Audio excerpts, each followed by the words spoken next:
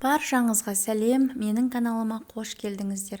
Сіздерге бүгін өте оңай және қолжетімді заттардан жасалатын сүзбелі бәліштің рецептімен бөліспекшімін.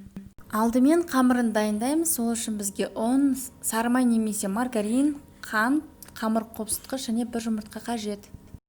Салқын мұздатқыштан алынған маргарин немесе сары майымызды ұнға ауната отырып, үккіштің ірі көзінен осылай өткізіп, крошка дайындаймыз. Және жұмыртқа, қант, қамыр қопсытқышты салып, тек басы біріккенше ғана қамыр илейміз. Ұзақ уақыт илеудің қажеті жоқ.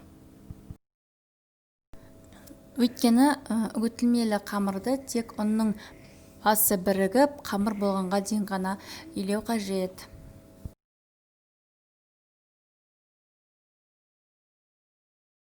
Міне біздің қамырымыз дайын. Енді осы қамырды целлофанға орап, жарты сағатқа тоңазытқышқа салып қоямыз. Енді салмасын дайындаймыз. Ол үшін бізге сүзбе, 20% қаймақ, қант және 2 жұмыртқа қажет.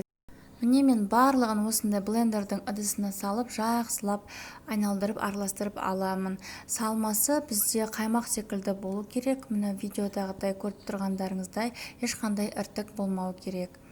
Енді тоңазытқышта тұрған қамырымызды алып, мендегі диаметр 24 сантиметрлік, астына пергамент қағазын төсеп, қолмен осылай шеттетін кішкене шығарып, жазып аламыз.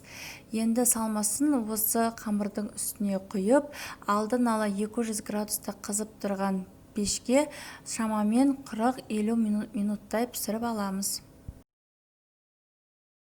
Қалауларыңыз бойынша осы бәлішке мұздатылған жидектерді де салуларыңызға болады.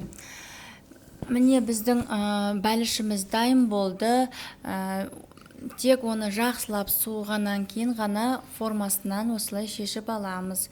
Енді өздеріңіздің қалауларыңыз бойынша әсемдік үшін де бетіне қант ұнтағын сеуіп, кесіп дастарханға ұсына берсеңіздер болады. Барлықтарыңызға рахмет. Сіздер де жасап көріңіздер. Және де менің каналыма жазылып, лайк басып, пікір қалдыруды ұмытпаңыздар.